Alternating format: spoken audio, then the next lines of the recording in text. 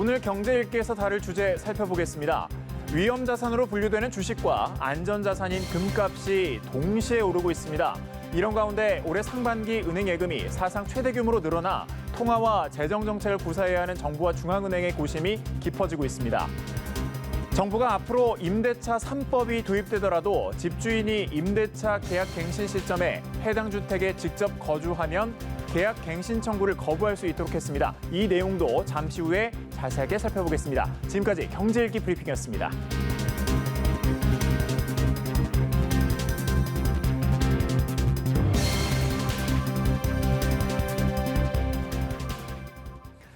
네, 보다 자세한 내용은 김대우의 경제일기에서 살펴보겠습니다. 김대우 박사 나오셨습니다. 네, 어서 오세요. 네, 반갑습니다. 네. 자, 최근 국내 금융시장 상황을 살펴보면 주식, 금, 채권 가릴 것 없이 동시에 오르고 있습니다. 보통 이제 경기가 좋을 때는 주식 같은 위험 자산이, 나쁠 때는 금이나 채권 등 안전 자산에 쏠리기 마련인데 동시에 오르고 있는 어떻게 보면 좀 상식이 통하지 않는 상황이에요. 배경 어떻게 보시나요? 그렇습니다. 금융 상품이 무차별적으로 지금 오르고 있는 이것은 한마디로 그 원인은 유동성, 그러니까 돈이 많이 풀려 있고 또 앞으로도 돈이 더 풀릴 것 같다는 그런 기대 심리, 이런 것이 작용을 해서 결과적으로 돈이 많다 보니까 그 돈을 어딘가를 가야 되고, 그렇다 보니까 과거에는 이 경제가 어려울 때 위험자산을 기피했습니다만 네. 위험자산이냐 안전자산이냐를 가리지 않고 무차별적으로 그 상품에 묻어둘 수밖에 없는 이런 현상이 지금 비단 우리나라뿐만 아니라 네. 전 세계적으로 확산되고 있는 것 같고요. 특히 미국의 경우에 미국이 지금 달러를 너무 많이 풀고 있기 때문에 미국 달러 가치가 다른 나라 통화보다도 훨씬 더 많이 가치가 떨어졌거든요. 네. 그러다 보니까 미국에서의 뉴욕 증시가 많이 오르고 특히 금값도 많이 오르는 이런 현상이 지금 두드러지게 나타나고 있습니다. 네, 지금 뭐 그래프에서도 보다시피 금값이 계속해서 오르고 있고 장중 3% 넘게 올랐거든요. 역대 네. 최고가를 다시 썼고 국제 금시장에서는 금 가격이 더 오를 것이다 이런 기대감도 팽배한데 이유가 있겠죠? 예, 그렇습니다. 예. 지금 금값이 올랐다고 그러는데 사실은 금값을 우리가 표현을 네. 달러 단위로 그 표시하지 않습니까? 네.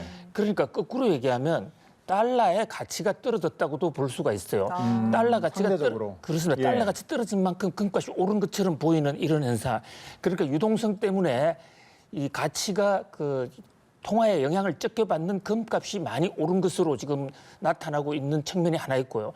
또 하나는 우리나라에서는 조금 그 심각성을 좀 덜 강조하고 있습니다만 미국과 중국 간의 이 영사관 폐쇄 전쟁, 네.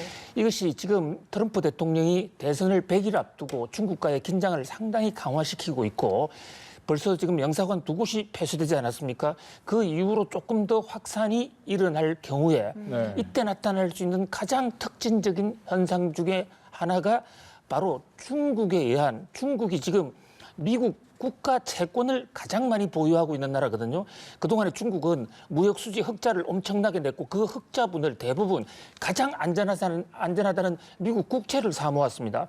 그런데 미국과 중국이 충돌 상황에 가면 네. 중국이 미국을 향해서 할 수 있는 가장 큰 카드가 그동안 보유했던 미국 국채를 한꺼번에 시장에 던지는 겁니다.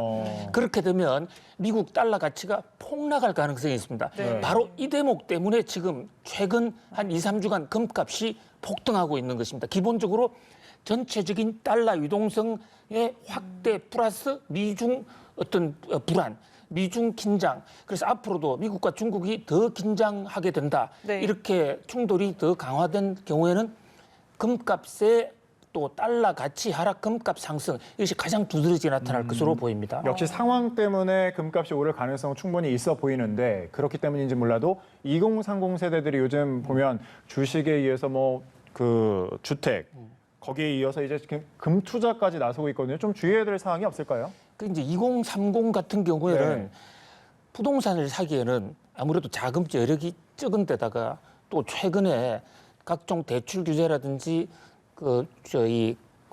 분양에 들어갈 수 있는 네. 기회가 적어지면서 네. 적은 돈으로 투자할 수 있는 길이 없을까? 그래서 그동안에 가상화폐를 비롯해서 각종 상품에 특히 2030의 가장 큰 장점은 디지털에 강하지 않습니까? 그 디지털 실력을 가지고 이렇게 저렇게 하고 있는데 금 투자는 일반 투자하고 상당히 많이 다릅니다. 하지 말라는 얘기는 아니지만은 일반 금융 상품하고 많이 다르기 때문에 그 차이를 잘 인지해야 될 것으로 보여요.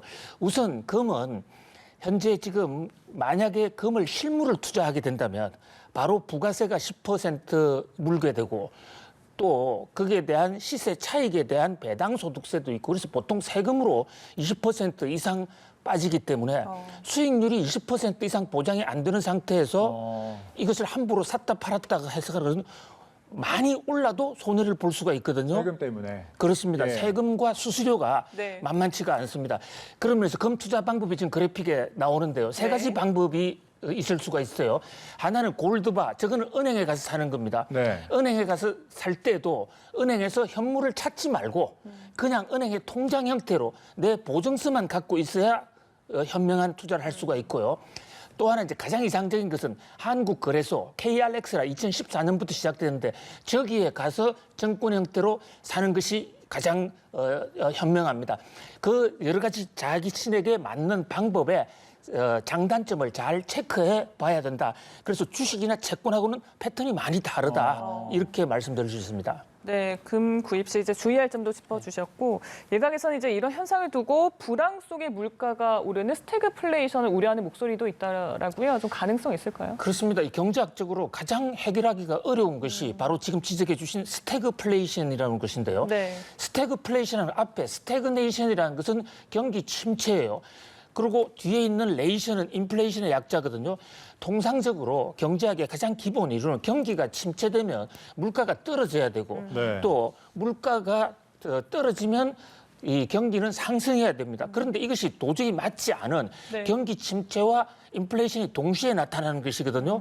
인류 역사에서 이게 제일 처음 나타나는 게 1972년 국제 유가 파동이 왔을 때 그때 한번 이런 일이 있었습니다. 네. 근데 지금도 아직은 그런 조짐은 보이질 않고 있습니다. 그러나 다만 지금 정부가 또 우리 정부뿐만 아니라 전 세계적으로 돈을 많이 푸는데 그 돈이 투자 쪽으로 가지 않고 계속 이 투기 쪽으로 흘러서 네. 시중의 유동성을 키워서 투기를 확산시킨다면 투기성 물가는 올라가고 경기는 별로 회복이 되지 않는 네. 그런 스태그플레이션이 올 수도 있거든요. 그래서 이 코로나19가 이제 길어짐에 따라서 경제 정책 전략도 조금 다시 한번 재고해봐야 되는 것이 아닌가 하는 그런 경제학계의 지적이 있습니다. 네. 올해 그 상반기 그 6월 말 기준으로 보면 은행 수신이 1,858조 원. 그러니까 이제 지난해 말보다 약 109조 원이 급증한 건데 코로나19 때문에 정부가 유동성을 풀었는데 이게 은행 예금 금고로 갔다고 좀 보면 될까요?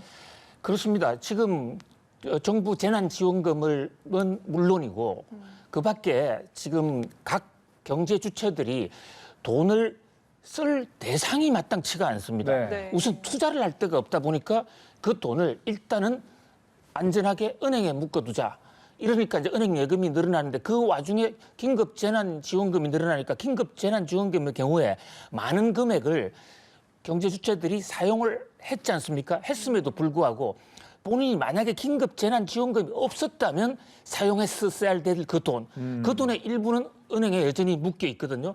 그래서 보통 한국은행에서 유동성을 풀면 특별히 그것을 회수하거나 이 출구 전략을 쓰지 않는 한 그것은 시중의 유동성 향상, 은행 예금 계좌로 잡히게 됩니다. 네. 은행 예금 계좌는 언제든지 끌어내면 돈이 되기 때문에 그것이 투기의 잠재 예비군이 돼 있단 말이죠.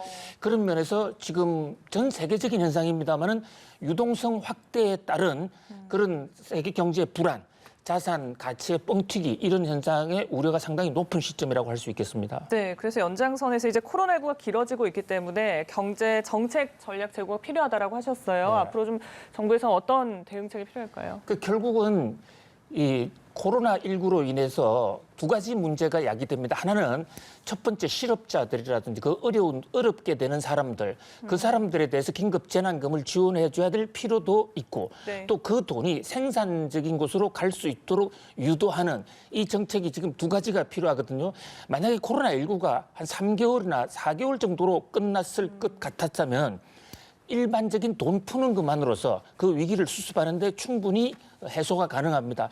그런데 지금 이것이 벌써 6개월 이상 장기화되고 있고 앞으로도 더 길어질 수가 있다는 거죠. 네. 그렇게 되면 정부에서 푸는 돈이 생산적인 곳으로 가서 소비와 투자가 될 수 있도록 정부 이제 이게 바로 그 루스벨트 대통령이 1939년에 했던 뉴딜 정책의 한 뿌리이기도 해요. 네. 네. 그런 면에서 우리도 이제 한국형 뉴딜을 한다고는 합니다만은 보다 더 적극적으로 이 유동성이 보다 생산적인 곳으로 갈 수 있는 그런 어떤 사회적 지혜를 모아야 나가야 될 것으로 보입니다. 네.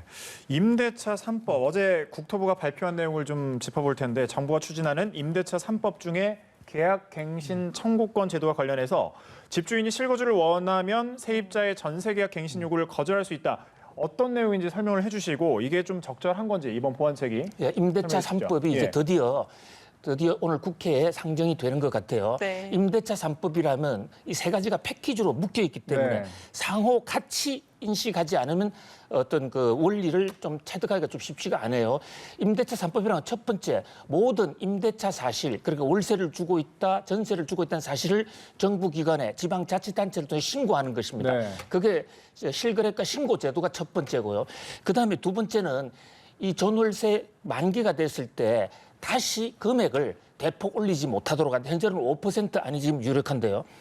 그런데 이제 그러고서도 5% 마음에 안 들면 계약 자체를 파기할 수가 있으니까요. 바로 지금 취재해 주신 대로 그 계약갱신 청구권이라는 것을 임차인에게 줘서 네. 임차인이 원하면 임대인이 쫓아내고 싶어도 쫓아내지 못하게 하는 그런 제도군요. 오늘 추미애 장관은 2년 플러스 2년 정도, 4년 정도는 보장해서 4년간은 그 안에 중간에 한 번 올리더라도 5% 이내, 그리고 4년간은 임차인이 원하는 기간을 무한정 살 수 있도록 이렇게 보장을 해준다. 근데 바로 이 대목에서 그렇다면 임대인의 재산권이 지나치게 구속되는 것이 아닌가. 그렇죠. 볼멘 소리가 나왔는데 네. 이때 국토부가 만약에 집주인이 본인이 들어와서 산다면 네. 그 대목에 대해서는 이 계약갱신 청구권을 인정하지 않고 언제든지 들어와서 살 수 있도록 해주겠다. 이것이 지금까지 나온 얘기입니다. 네, 더불어서 계약갱신 청구를 그러니까 법 시행 이전에 계약한 기존 세입자도 또 청구가 가능하도록 했습니다. 이건 좀 효과가 있을지 그렇습니다. 궁금한데. 네. 그 대목이 지금 가장 큰 파란을 네. 일으키고 네. 있는데요. 지금 전세 계약을 이미 오늘 또는 그 이전에 해서 계약을 서로 간의 자유로운 의사에 따라서 계약을 체결한 경우가 있지 않습니까? 이 경우에도 지금 임대차 3법을 소급 적용해서 네. 그러니까 앞으로 4년을 보장해주고 또 계약갱신 청구권도 보장해주자 이러는데 현재 계약을 체결하는 사람들의 입장에서는 아직 법이 통과되지 않았기 때문에 네. 계약갱신 청구권이 없거든요. 그럼에도 불구하고 소급 입법을 해주자. 이것을 소급 입법을 해주지 않으면 지금 대란이 일어날 수가 있는 거예요. 그러니까 법 시행 전에 마구마구 올리거나 어떤 그 새로 나오는 임대차 3법을 피해가는 그런 조치를 취할 수 있기 때문에 네. 그것을 소급을 해주자라는 그런 소급을 하겠다는 정부의 의지가 있는가 하면 또 한편에서는 그렇게 했을 경우에 헌법 13조에서 규정하고 있는 소급 입법에 의한 재산권 침해 아니냐. 이 두 대목이 지금 아주 정면 충돌을 하고 있습니다. 알겠습니다. 오늘도 고맙습니다. 여기까지 듣겠습니다. 김대회 경제읽기 김대호 박사와 함께 짚어봤습니다. 말씀 네, 고맙습니다. 고맙습니다. 감사합니다.